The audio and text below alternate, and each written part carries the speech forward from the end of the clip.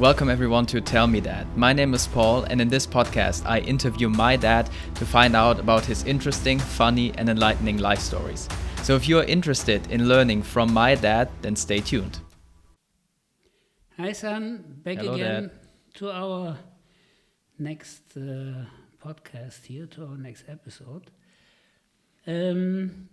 Last time I told you a bit about my last few months in Brazil, and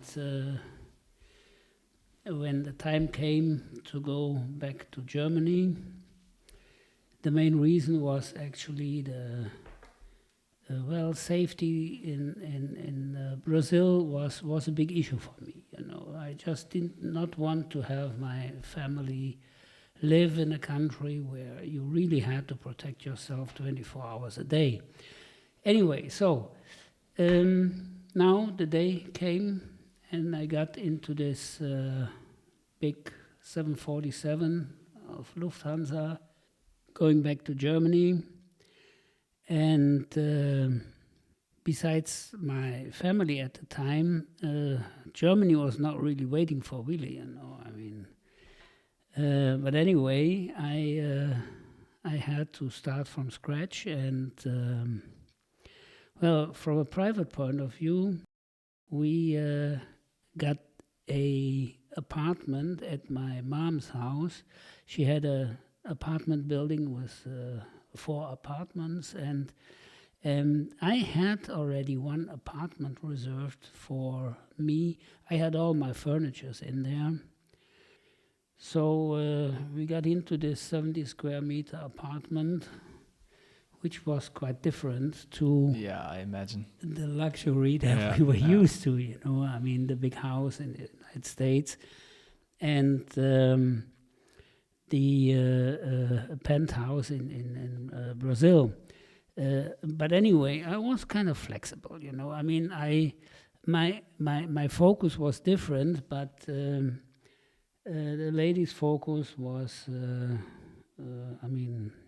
previous life and how do I live now, and it's only 70 square meters, and it's in your mom's house, and so she was not really that happy about this, and we also had our beautiful little son Andreas, and you see it's kind of difficult, 70 square meters, three people, no separate room for the kid. So it was not that easy. And he at the time was how old? He was about one and a half okay. years old, 2 years old, about 2 years old. So, but this is the time when it's important that a kid has his own room, And anyway, so I was kind of happy with my professional life, and I get back to that a little bit later. But privately, I had a lot of stress, because my family was not very happy. Family, my ex-wife was not very happy. And so I had to look for a solution, she was living in a smaller apartment. Shopping was not as comfortable as in Brazil and United States. She didn't have her friends around all day. She didn't have a country club. She didn't have tennis, and she didn't have this and that and what have you. And in a supermarket, there were no boys and girls that packed food into the paper So bags. she got used to that eventually. She got used to the good life. I see. But to step back is always difficult, So I had to look for a solution, First of all, I had to look for a different place to live, because in time there was also a kind of a tension building up between my mom and my wife, and because it was just difficult, So I looked around to buy a house. From a financial point of view, I was pretty well. making the money in the United States and the money in Brazil. So it was good enough for down payment for a nice house in the area where we lived. My hometown here in Düren. So we found this beautiful house in a suburb of Düren, a very good living area. I always said when you buy a house, important is the area where you buy it. It's not really the size. Of course the size is important and the piece of land and so on. But important is the neighborhood. Important is the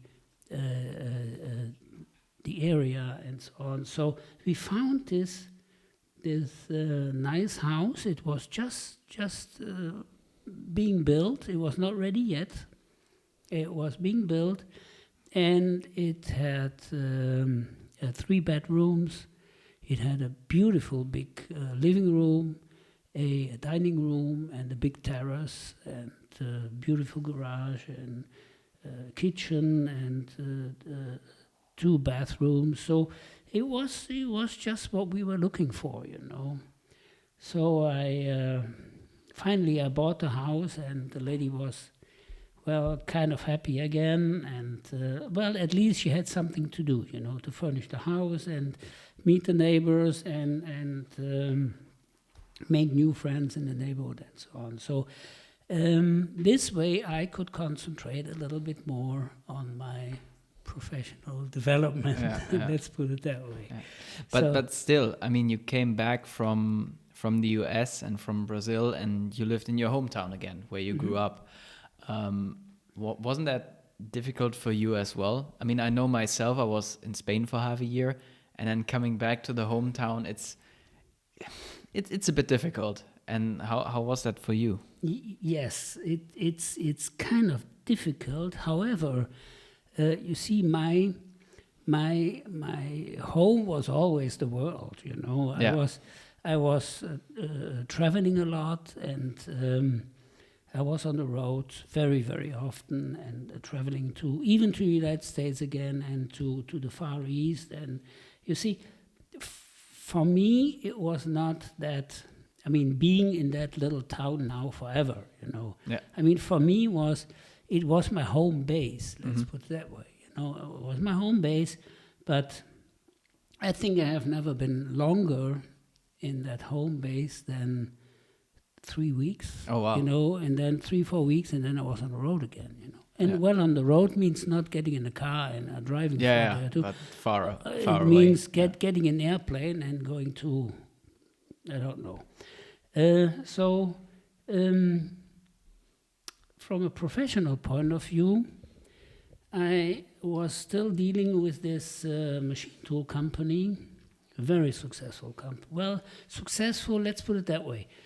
They could have been even more successful, but it was a company that has built up a very good reputation because of the quality that they built. Good old, solid German machine tools. Yeah. Customer always gets way more than he paid for,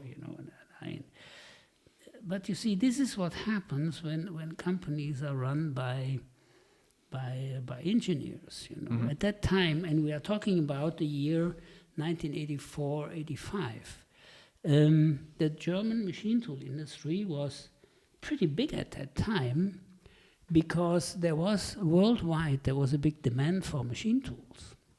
And a few years later, this demand actually went down quite a bit, because with Gorbachev in charge on the east and Reagan on the west, they were looking for peace and no more weapons and big rockets and cannons and arms, and so. But that meant that, you see, to make all these arms and weapons, to make them, and tanks and airplanes, you need machine tools, If there is not that demand anymore, from one year to another, machine tool demand went down by like 30, 40, 50%.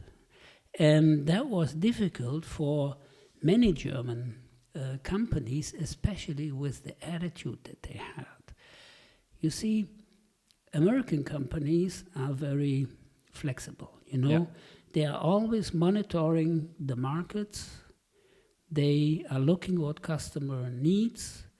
They are always looking for their own. They are always looking at their own capabilities, if they can really meet customers' demands. You see, this is something that German machine tool companies were not. They were not really grown up. You know, I mean, their goal was always to build the best product in the world, whether the customer needed or not. Yeah, you know, yeah.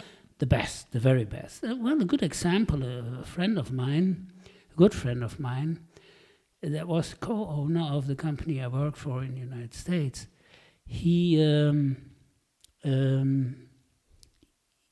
owned a big machine tool company in near Bielefeld. And his goal was to build the best machining center in the world.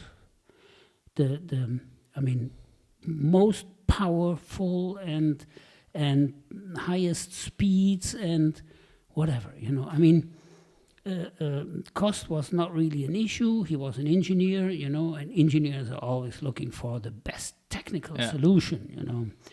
And at the end of the day, I make a long story of dying, actually. I make it short, you know. At the end of the day, that company was one of the most successful companies in Germany, you know, at the time when customers really appreciated that, you know. But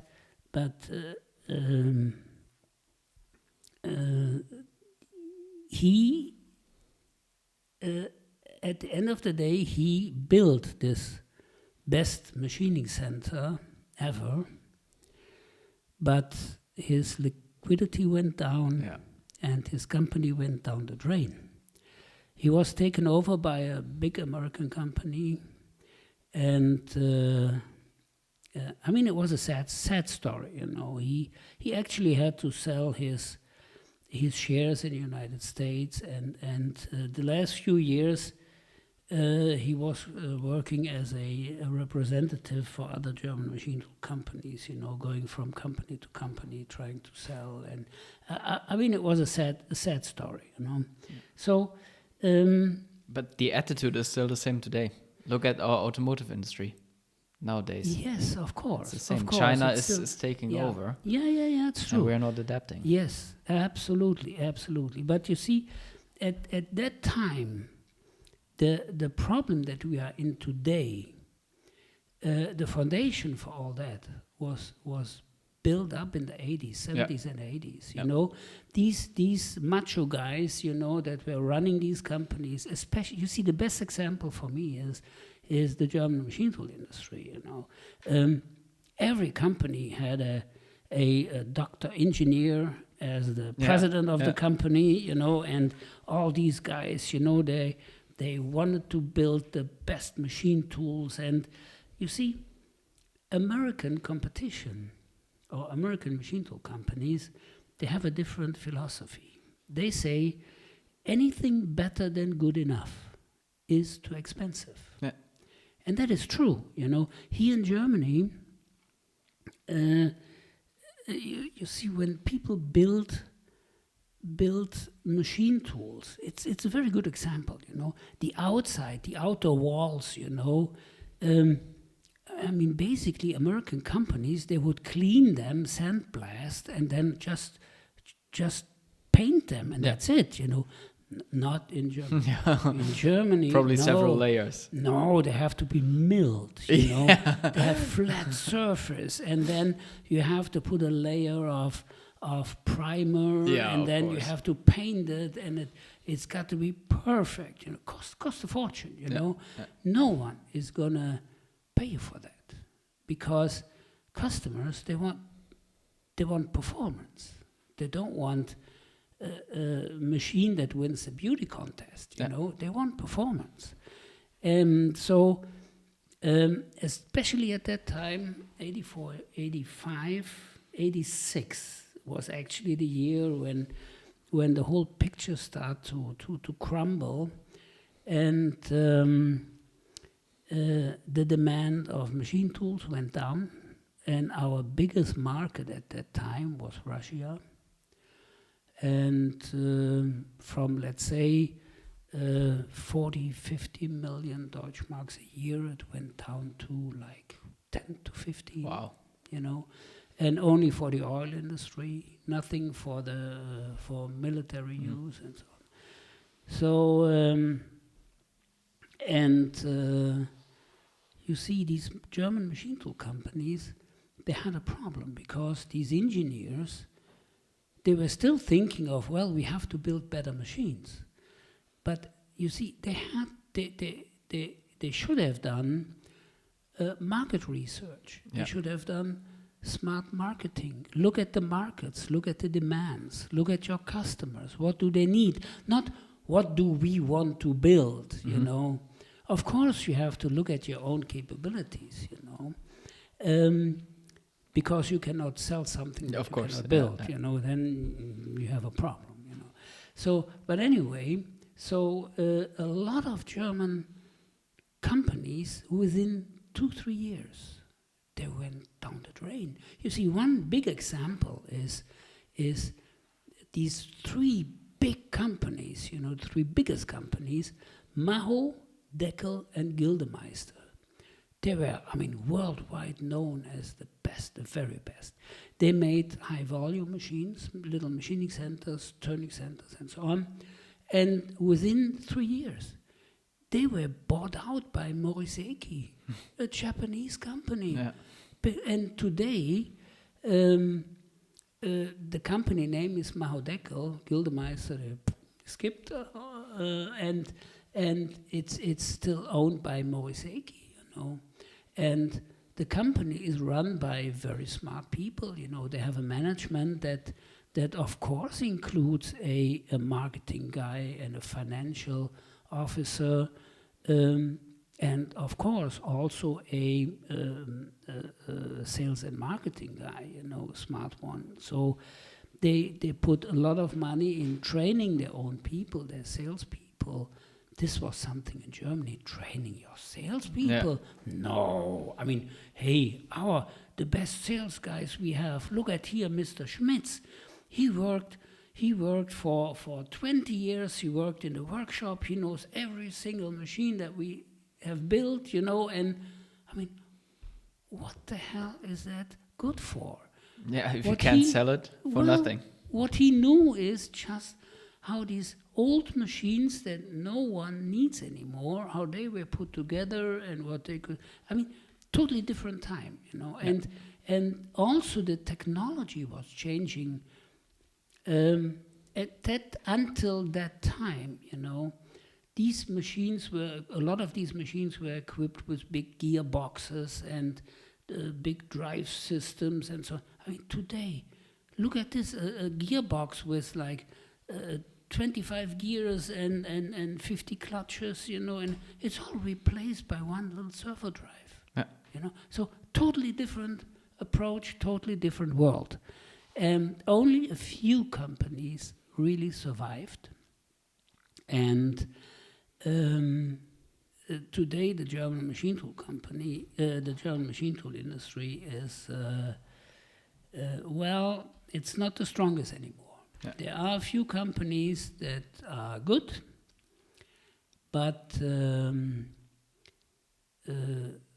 general, look at what you can get even from Taiwan, even from China, you know. 20 years ago, Chinese machine tool, oh God, you know, I mean, you could have a big laugh, you know. They'll probably fall apart. Well, when they send it from China to Europe, I mean, before it arrived, it was rusted, you know. I mean, today, you can buy machining centers, big machines, a big lathe, whatever, you can buy it at prices. Yeah. You wouldn't believe it. And you see some applications, some customers, they don't really need more. Yeah. What these machines offer is good enough. Anything more is too expensive. Yeah. You know. So, but anyway, getting back to 1984, when I started with this 84, 85, when I started again with this company here in Germany. Good, solid German company. They had a president of the company. He was like God, you know. Yeah, of and course. Yeah. below that, there was the manager of the commercial department, and there was a plant manager and a sales manager, or sales director.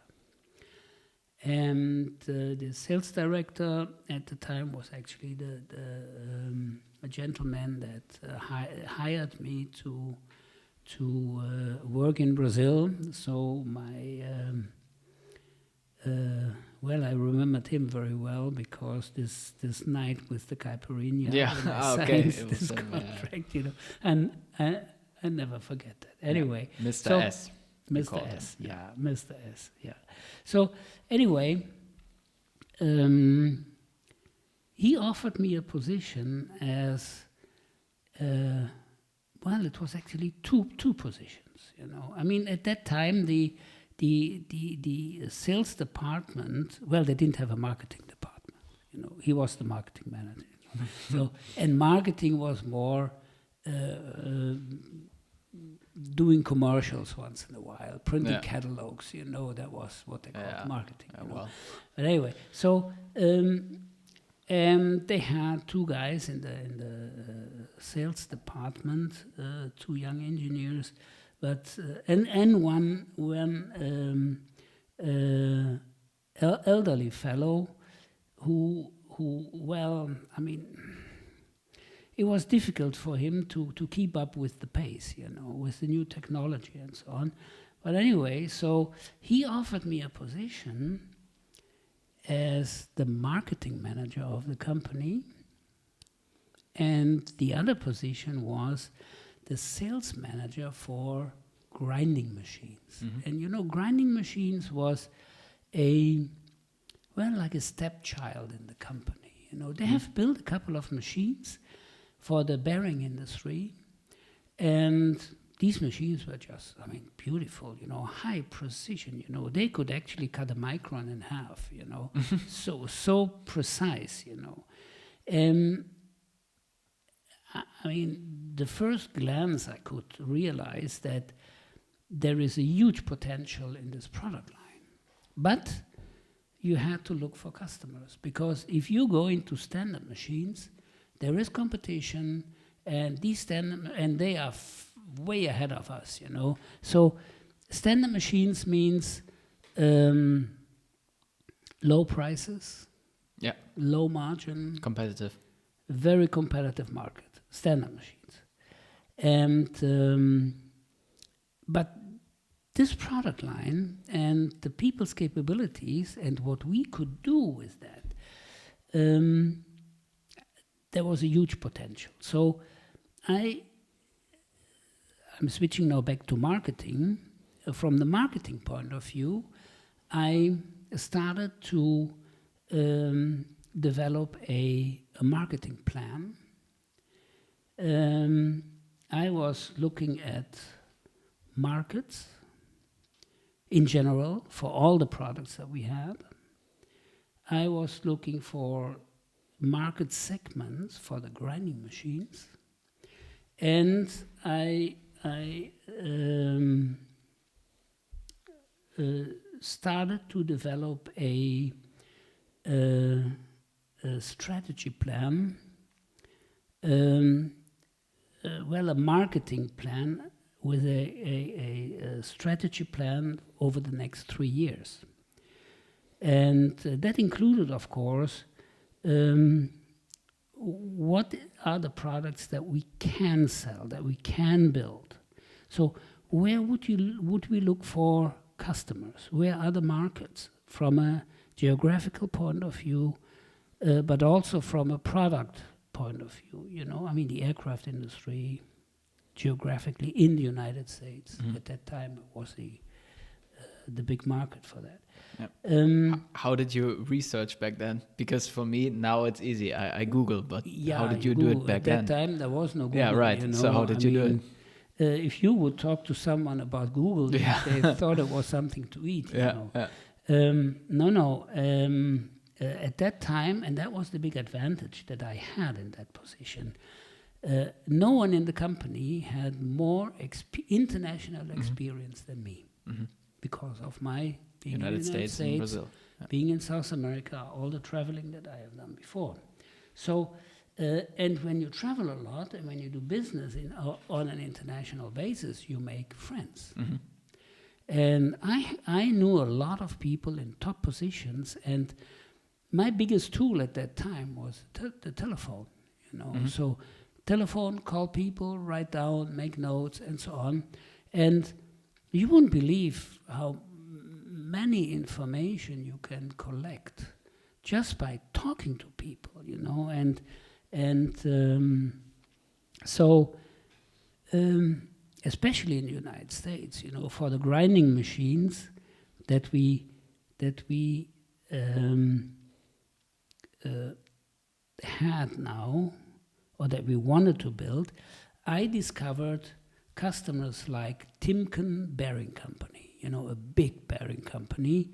They make big conical bearings, and they make standard bearings, but big. I mean, for us, important was big. I mean, the small bearings, there are different machines, and it's a totally different world. So not high volume. I mean, big bearings, diameter, 1 meter diameter, and bigger, you know. And or Sikorsky aircraft. They had very special parts that were in the helicopter drive system, and they needed to be, I mean, ground. They had seats in there that needed to be ground, but to get into that, you know, there were seats.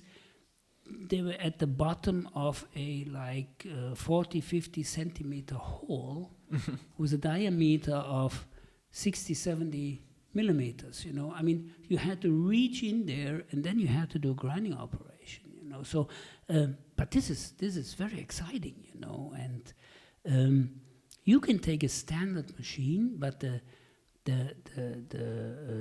secret is in the tooling, you know. And when you develop the right tooling, and the machine has the right capabilities in terms of speeds and feeds and power, you can offer damn good solutions, you know. Or I went to United Airlines, you know, which developed later on in one of my best customers.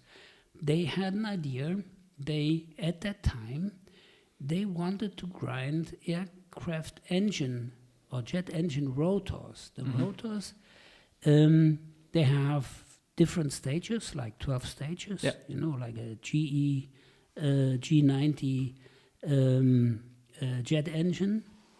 And you see these, when they replace a few blades in the aircraft, when they do an overhaul of the engine, and they replace some blades, they have to be ground down to the same length as the others, because when they rotate, you know, I mean, the whole engine would shake. You know, they rotate only once. You know, that's it. You know? So and the problem was, these blades, they were fixed on the disc, you know, on the disc or on the main housing. They were held by they called it a Christmas tree connection. You know, it was. You see, the blade had like a Christmas tree, a contour, and at the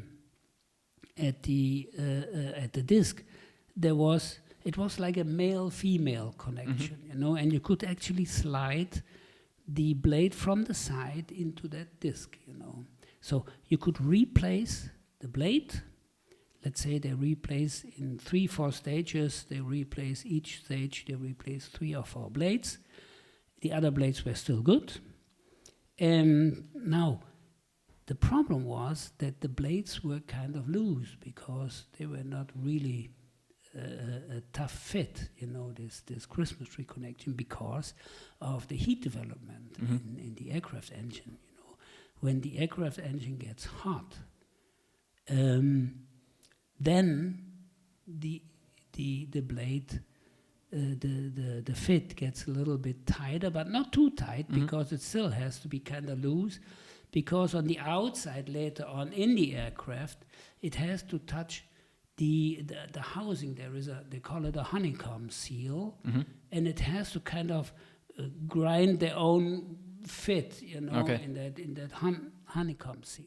So anyway, when they told me about the application, they said, well, it's so difficult. What we do now is we kind of manually fix these blades and clamp them, and then we kind of slowly on the lathe, grind them to size, but it's so time consuming.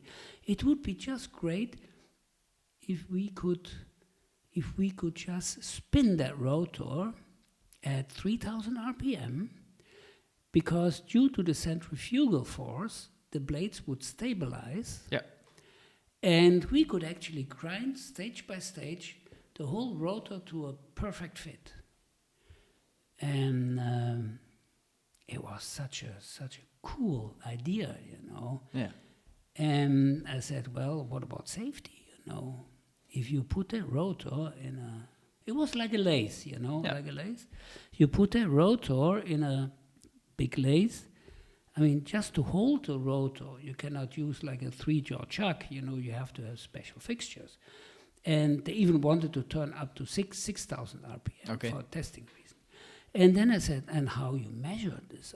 And what happens if a blade gets loose? And it shoots across the room, Which happened. Which happened? Yeah. Wow.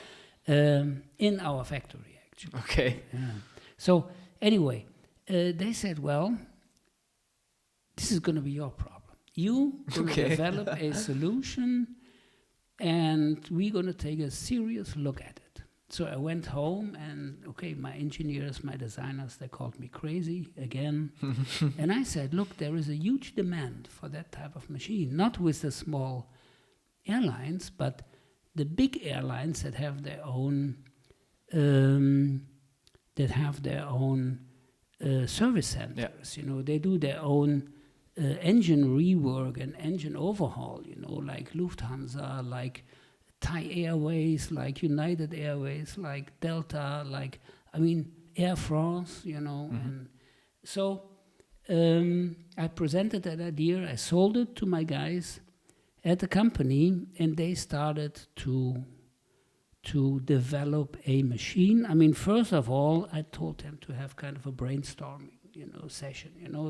Sit together, talk about it first before you start taking your drawing board and make drawings.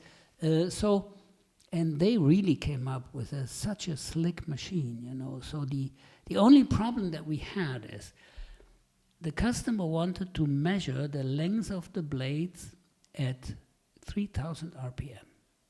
And 3,000 RPM, and then measure the length of it's kind of difficult, you know? I mean, you cannot even see the blade, you know? So, and then I heard about a company in Dayton, Ohio, United States, and they actually have developed a special laser that you could put in front of a stage of a rotor, and by rotating the rotor, this laser measuring system could pick up the length of each single blade at 3,000 RPM. Wow. And that was a breakthrough, you know. So with all this information, we went back to United Airlines, and I didn't even need to talk them into that, you know. Mm-hmm. I mean, they actually pushed me. So to making a long story short, I mean, I love to talk about that stuff. Yeah, yeah. But to make a long story short, a few months later, we got the purchase order, and we actually sold that machine because we reserved the rights on that machine to be ours, you know.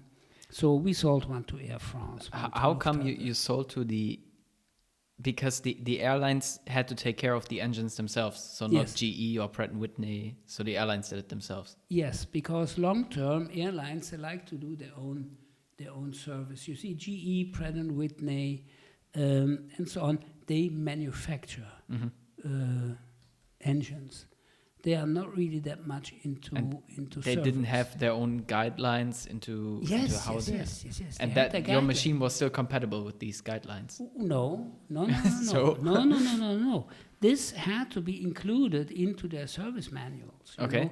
And it was like a 1-year process to make all these presentations at GE, at Pratt Okay, I & see. Whitney and so on. But this was not my problem. That was United Airlines. Okay, problem. that's what they And did. Okay. and when that was done, you know, to sell that machine to Air France, to Lufthansa, to Thai Airways, and so on, it was much easier. Yeah, I get that.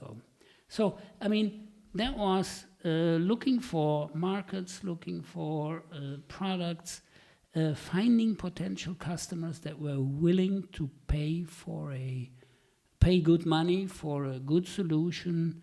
That was actually what made us really big on the grinding machine market. You know, we had customers like SKF in Germany, like Timken in the United States, and even customers in Japan, and the industries were also so different. You know, I mean, from aircraft to shipbuilding to engine building, diesel engine, aircraft, and whatever, you know. But always special applications, because the minute an application could be handled by a standard machine, I got out, because price-wise I was not competitive, you know. So it was kind of fun, and also I developed the marketing skills of the company. We had like marketing sessions, you know. We talked about, we invited our representatives that we had worldwide once a year to visit the company. We let them talk about their customers, you know. That was so valuable for us, you know. And we told them about our capabilities, about the projects that we have done. And you see, at the end of the day, we both had the benefit. You know, they got information that they could sell to their customers. We got information that we could use to develop new products. And it was actually from that Sleeping Beauty, you know, that company developed into a very dynamical company, you know. Yeah. I would love to read your marketing plan. Well, yeah, I can give you a copy of a marketing plan that I did later on, which is, but it's very Americanized, you know, because I mean, still today, I don't know many German companies that know how to write or to build up a marketing plan. But anyway, so basically, I had my dream job. I did marketing and sales. I also, because I mean, I studied mechanical engineering, and so there is always, or there has always been that designer and engineer in my heart, you know. So I could use all that to put into my job, into my profession, and so I was very successful at the time, and yeah, basically I was kind of happy, and everything was just running like a Swiss watch, and the company was growing. Great products, great people, great organization. But then in the later 80s, we had to change, because as I mentioned before, the demand for machine tools went down, even for special machines. And we went into a joint venture with another big German company. And then it was a shame what then happened with the company, because the company was sold to a big group in northern part of Germany, and they owned already some machine tool companies, and now they bought our company. And you see, it was kind of very hectic, and no one wanted to know anything about marketing and company development. They just were talking about numbers, numbers. Anyway, so but this is something I'm going to tell you about next time. For today, I say adios. Take care, and all the people on the air, stay safe. And if you have anything that I can help you with, if you have any questions, don't hesitate to let me know. Take care. All the best. Bye-bye. Thank you. Excited for the next one. Yep. Thank you everyone for listening to this episode. I hope you enjoyed it and learned something from my dad. If you're interested in how his story continued, then make sure to tune in again next week for some more lessons. Also, make sure to share this podcast with your family and friends. I would love to see you again next week. Until then, have a good time.